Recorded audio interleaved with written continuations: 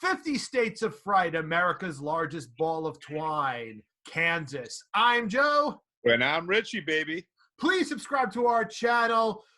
So this is now episode 4, 5, and 6 of 50 States of Fright, Kansas. This stars TV's Ming-Na, who was on ER. I think she's on Agents That's why of she S.H.I.E.L.D. looked familiar. Yeah. There we go. She's on Agents of S.H.I.E.L.D. too, isn't she? Or do you watch that? I stopped watching after the first season, and then I heard Coulson came back, and I really should get back to it because I heard it was pretty good. And then Karen Allen, of course, from Indiana Jones and other things, brought out some star power for this. What they didn't bring out for this was a runtime. The whole thing was it was a 6-minute episode and 2 5-minute episodes. It was 16 minutes in total. It was very short. It was much shorter than the last one. It'll be interesting to see how they go forward. Will it be following a similar pattern? But obviously, it will depend on the script that they're working with. You know, it's you know, they don't have a preset like what episodic television has, where it's like set 22 minutes. You know, that kind of deal. Yeah, it was definitely short of 22 minutes. I mean, they needed a for few more sure minutes to hit that. Theme of the last episode that we did was, you know, a good horror is one where everybody has it coming, which didn't happen in this one. No, not at all. It was actually a pretty terrible scenario for these. Yes, it was absolutely terrible scenario. Urban legends, cautionary tales. Yep. What was the cautionary tale in this one? There was no lesson. No one did anything wrong. Of course, they didn't do anything wrong, but it seems like, I guess we'll see how the following episodes will come out and like what themes they'll play on. But yeah, the last one had like an urban legend of like, you know, don't take the golden arm, or, you know, don't loot, you know, whatever crypt or like area because you could be haunted by somebody or something. Right. This one, it just seemed to be a straightforward, and it kind of feels like sci-fi horror because my idea is so it's just wrong place at the wrong time. Theme, you know, so that's what it is. So I think it was good for what it is, but it wasn't any kind of cautionary tale. No, it wasn't. No, unless the cautionary tale is don't go into a town with a bunch of hillbillies. Pretty much. Karen Allen's the racist townsfolks, you know. She's like, where are you from? Oh, from Odessa Hills or something. No, where are you from originally? Originally, you speak great English.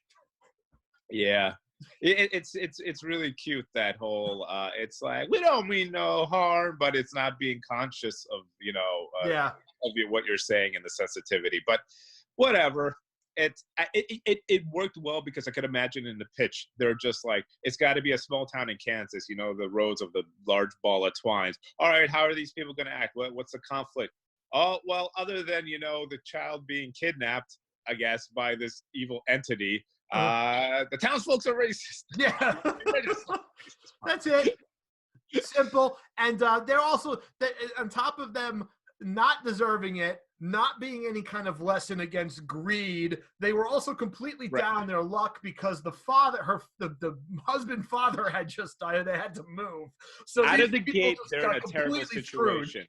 Yeah, it's really, really sad. And it's like, it's a really terrible scenario of losing your daughter, I mean your child, losing your child and on a search, and then it's obviously it develops into something more grand of like, I guess we could discuss it, but it's like, is this an alien entity? It's definitely not supernatural. Yeah, I can't say it's supernatural. We don't know what it is, and that's where I think there was a missed opportunity because it got really good and then just ended because when she started fighting, I thought it was fantastic.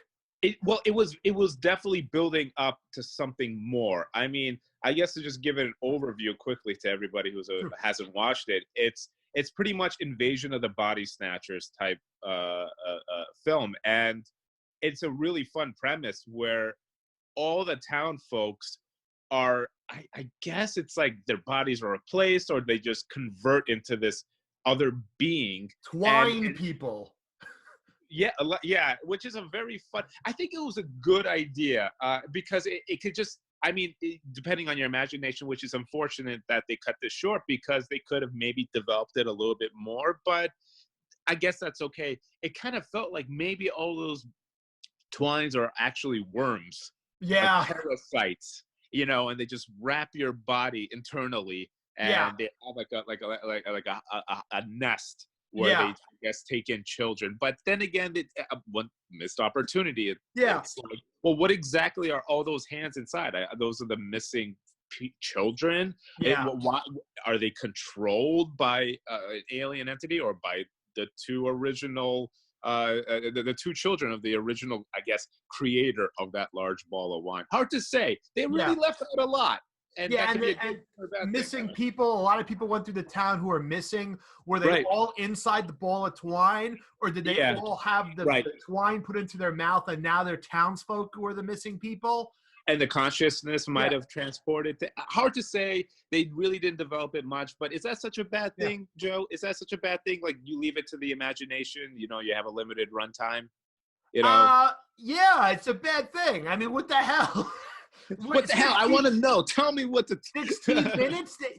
Quibi goes under the premise that nothing longer than 10 minutes.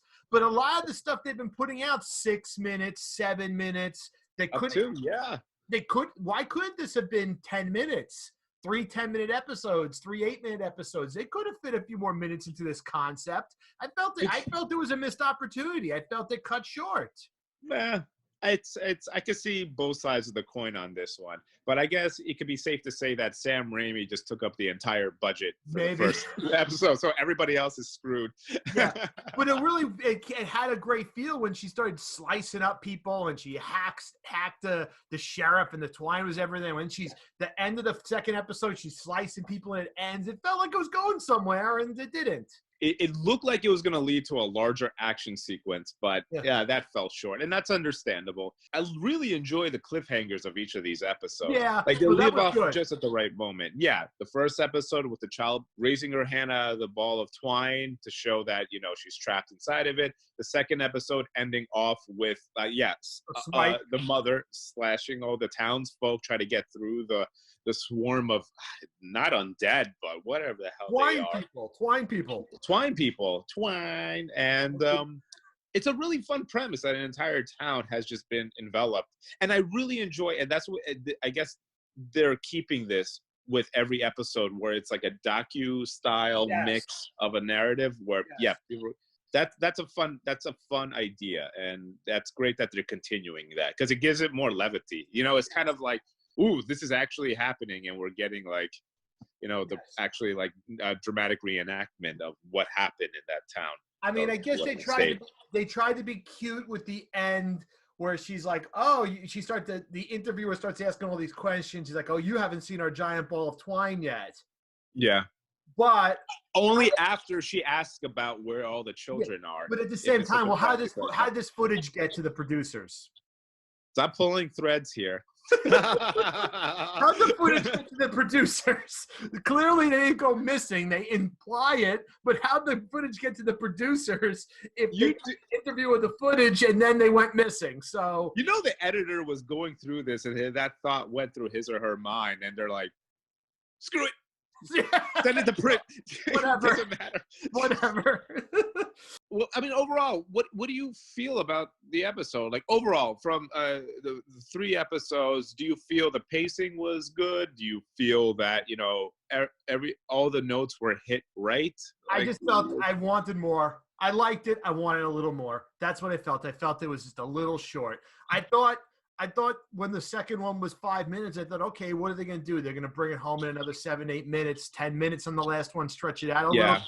Because they left it, because that's what I was first thinking, okay, 5 minutes. They left it a good spot. Now maybe they can do 8, 9 minutes, bring it home. But it was just short. And other than that, it was okay. It was short. I thought the first one, The Golden Arm, was better.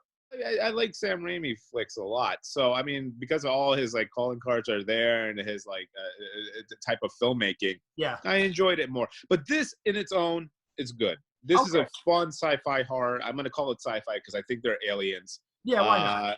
Yeah, and or maybe it could be some kind of twist of like a Hellraiser Hellbox, and well, I mean, it's up to our imaginations, which could be why the creators of this made it so short. They want us to go on forums and argue with one another. All right. You know what? That's your right as an American to think that. That's fine. That's a valid point. Maybe they just wanted the imagination to be there. Yeah. I think it's a missed opportunity. But all in all, I think so far the show's pretty good. I mean, everything, all six episodes we've watched in the 2 different stories, shot well, look good, feel good. 100%. Good cast. They have real actors in it. Not, they have names in it. Not fresh off the.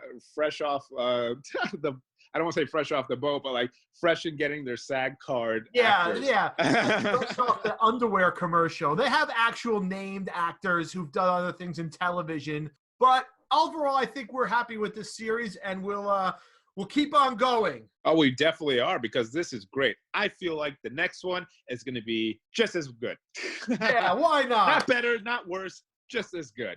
And I hope you thought this review was just as good as our last one. Please subscribe to our channel. Until next time, I'm Joe. And I'm Richie. Bye-bye. Bye-bye. Subscribe.